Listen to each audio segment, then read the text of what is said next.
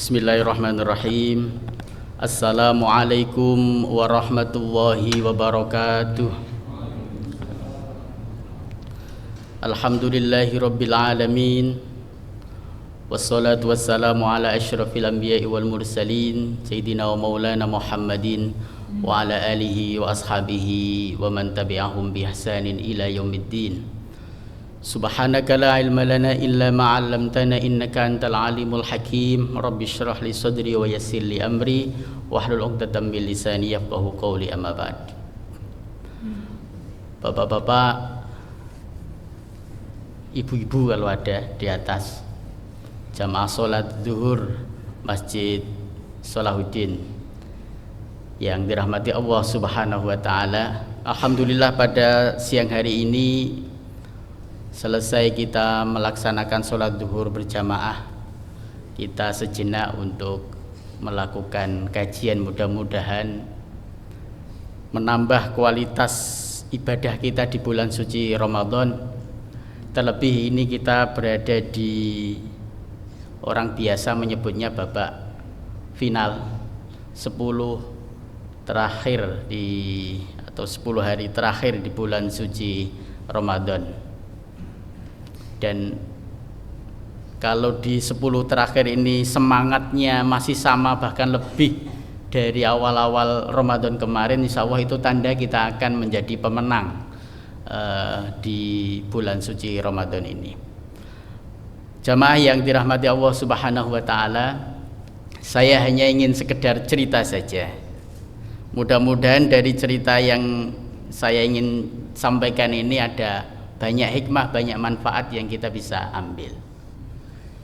Cerita ini terjadi di masa Khalifah Utsman bin Affan atau Khalifah ketiga setelah Kanjeng Nabi Muhammad SAW.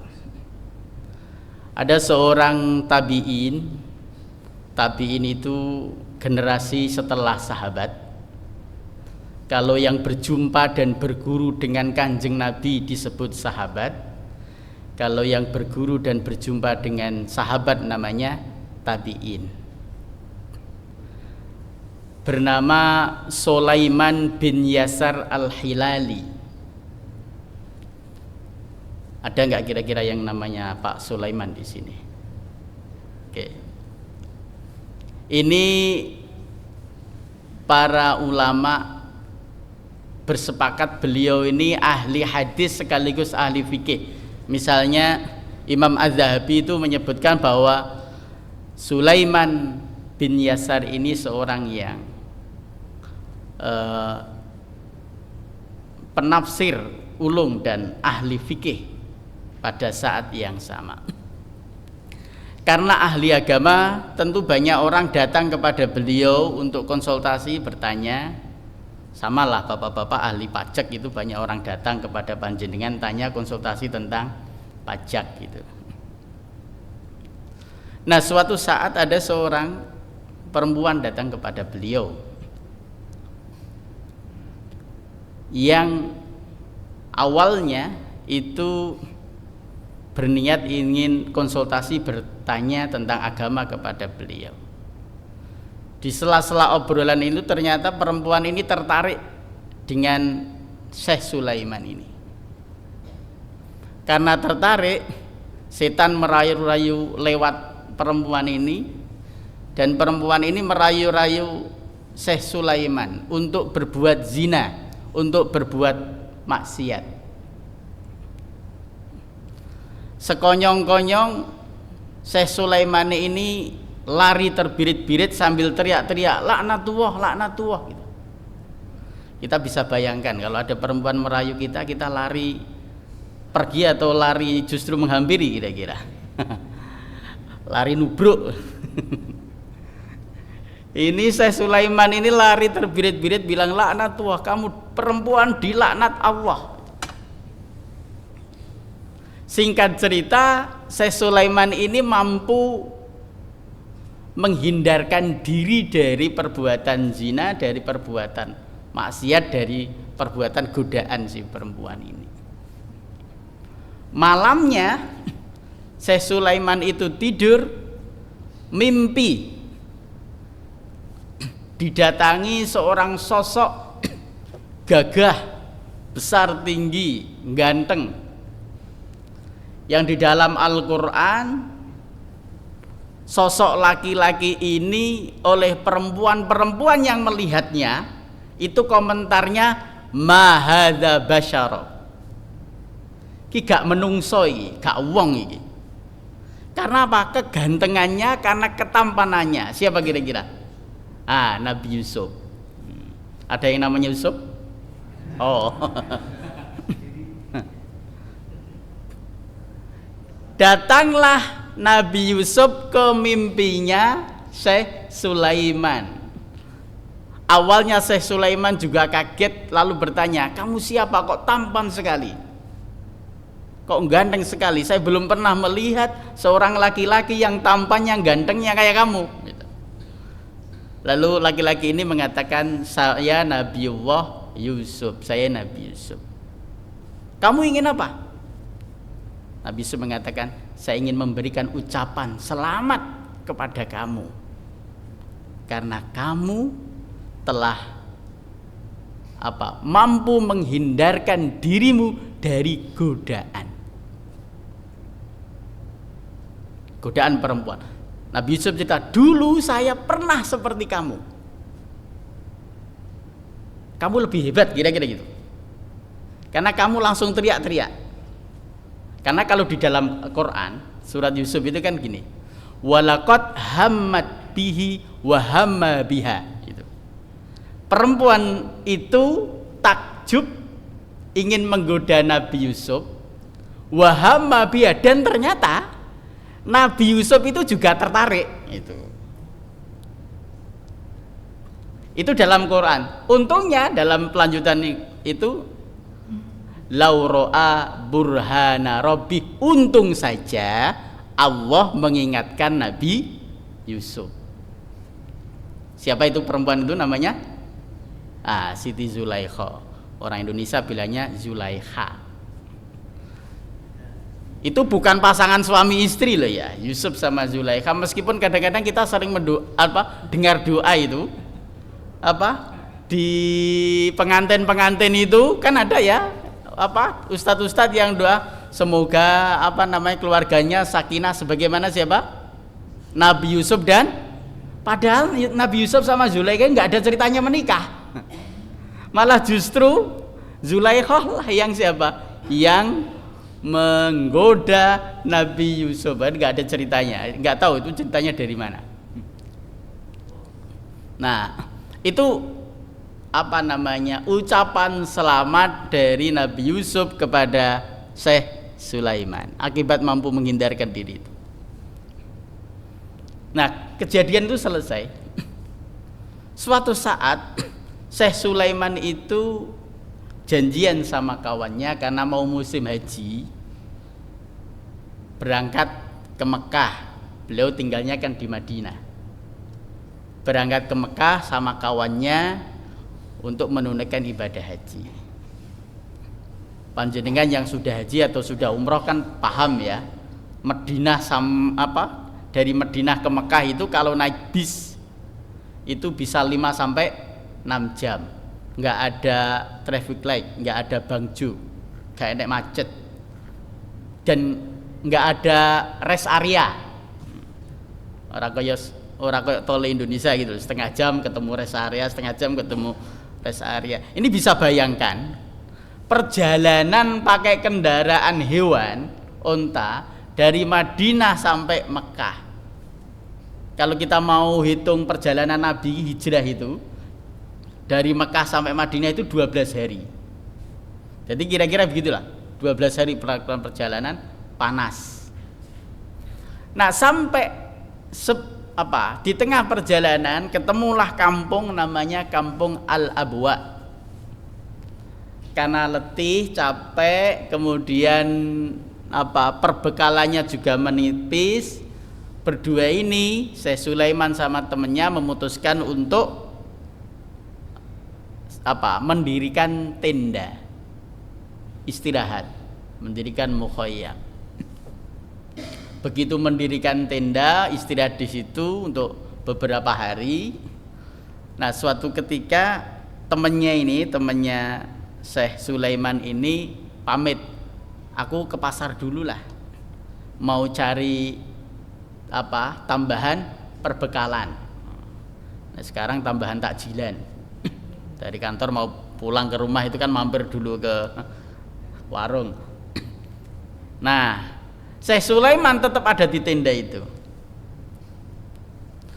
Nah, begitu kawannya ini pergi ke pasar, tiba-tiba ada orang Arab perempuan Badui, orang dari Al-Abwa itu nyamperin Syekh Sulaiman yang sedang dalam tenda. Salam, assalamualaikum gitu. Terus, saya membutuhkan sesuatu. Sama Syekh Sulaiman ada makanan sedikit diberikan.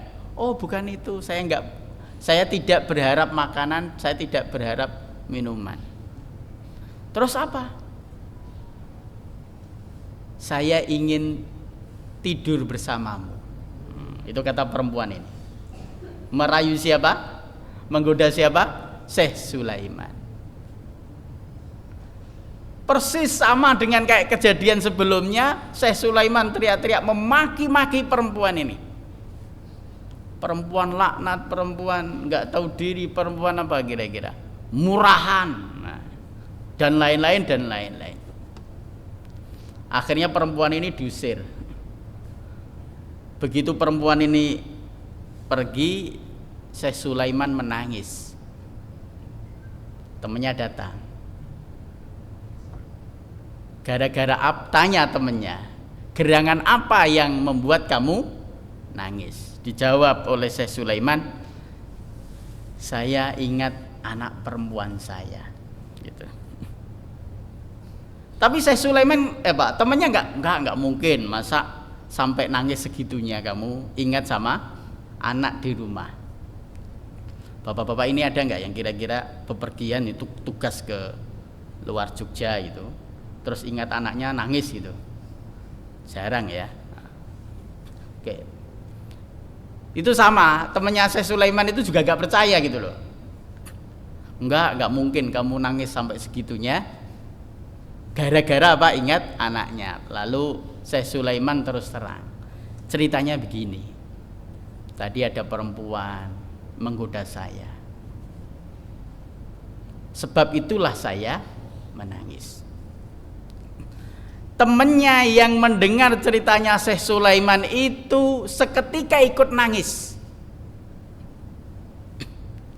Ditanya sama Syekh Sulaiman, loh kok kamu ikut-ikutan nangis? Apa coba jawabnya? Jawabnya temennya itu, untung bukan saya yang di tenda. Saya khawatir kalau saya yang di tenda, saya tidak sekuat kamu untuk apa? Menolak godaan itu. Jadi dua orang ini sama-sama menangis. Yang satu menangis kok selalu ada orang yang menggoda, yang satu lagi menangis kenapa? Bukan gak ada yang digoda, untung saja bukan dia. Lah nek awake dhewe lah kok mau gak aku wae ya gitu. Nah, setelah itu, setelah beberapa hari di di desa namanya Al-Abwa itu melanjutkan perjalanan ke Mekah, lalu melakukan namanya tawaf kudum.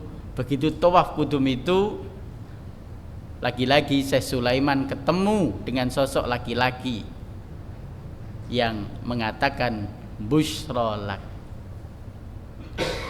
kabar bahagia buat kamu, surga Allah sudah menanti kamu. Siapa yang mengatakan? Laki-laki ini adalah Nabiullah Yusuf alaihi salam. Bapak-bapak dan jamaah yang dirahmati Allah Subhanahu wa taala, ini hanya sekelumit cerita. Kalau sosok perempuan yang menggoda itu ya hanya iktibar, itu hanya contoh saja. Dari kanan, dari kiri, dari depan, dari belakang, dari seluruh penjuru godaan itu akan selalu muncul, akan selalu ada. Dan itu sudah dinas di dalam Al-Quran. Yang kita perlu waspadai, bapak-bapak semuanya, godaan itu ada kalanya menjelma melalui 4 hal. Satu yang namanya tazyin. Apa tazyin itu? Kamuflase, berupa keindahan-keindahan. Wah enak ya duwe omah telu, wah enak ya punya kendaraan sudah punya misalnya mobil Fortuner, wah enak ya. Itu kan keindahan-keindahan itu yang oleh setan selalu dihembuskan, selalu begitu. Kadang-kadang itu menjelma menjadi sebuah keinginan yang kadang-kadang kita tidak bisa membedakan mana itu keinginan dan mana itu sebuah kebutuhan.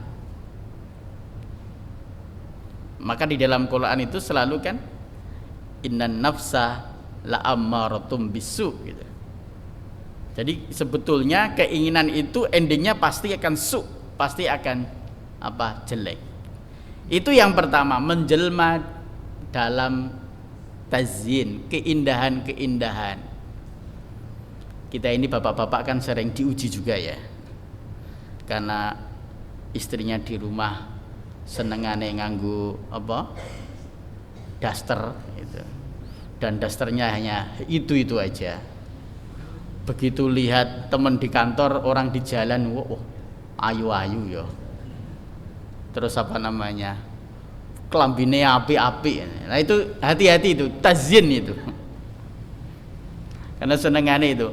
Karena kita kan nggak tahu juga di rumah mereka itu kayak apa gitu loh. Nah, jangan-jangan lebih parah daripada kebiasaan istri kita masing-masing. Lalu yang kedua disebut dengan talbis. Apa talbis itu?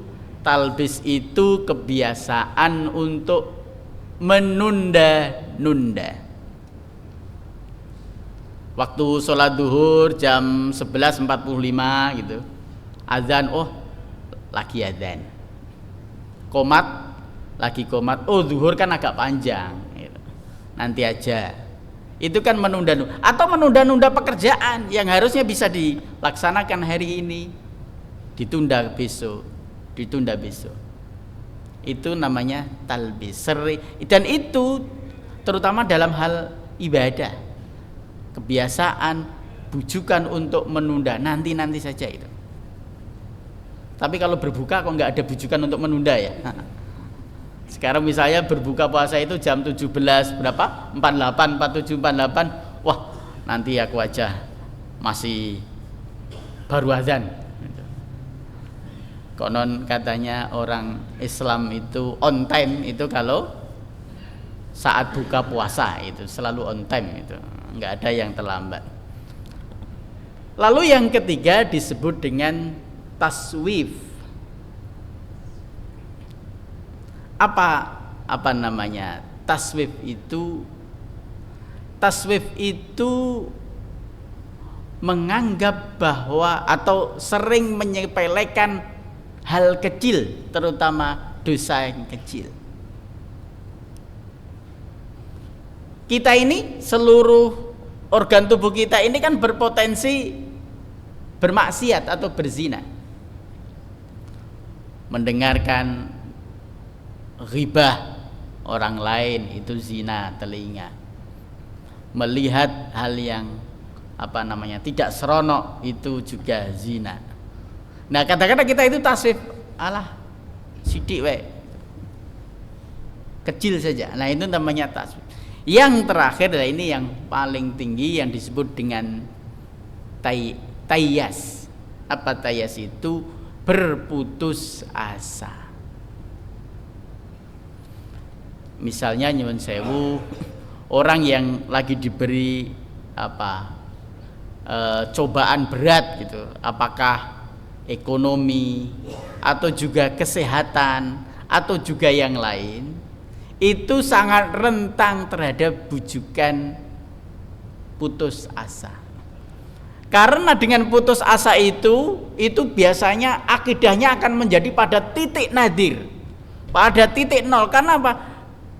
Bisa jadi akan meragukan eksistensi dan ketauhidan kita, meragukan wujudnya Allah, meragukan kehadiran Allah. Kayak lo tonggoku kok kepenak banget ya.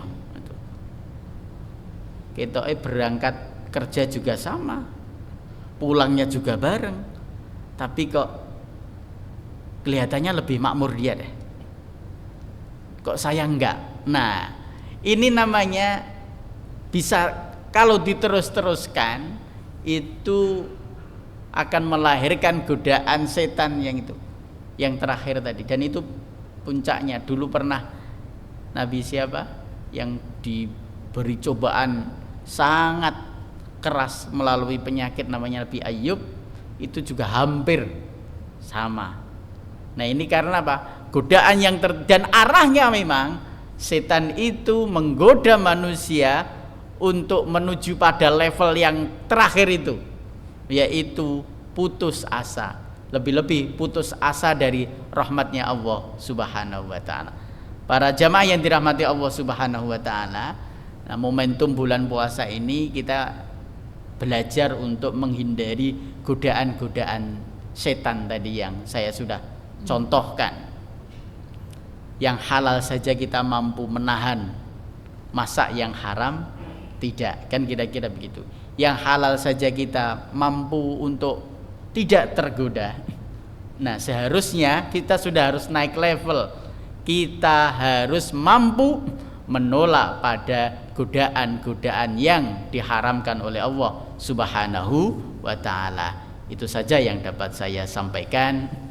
Semoga apa yang sedikit saya sampaikan ini membawa manfaat khususnya bagi saya dan umumnya bagi para jamaah semuanya. Kurang dan lebihnya mohon maaf. Assalamualaikum warahmatullahi wabarakatuh.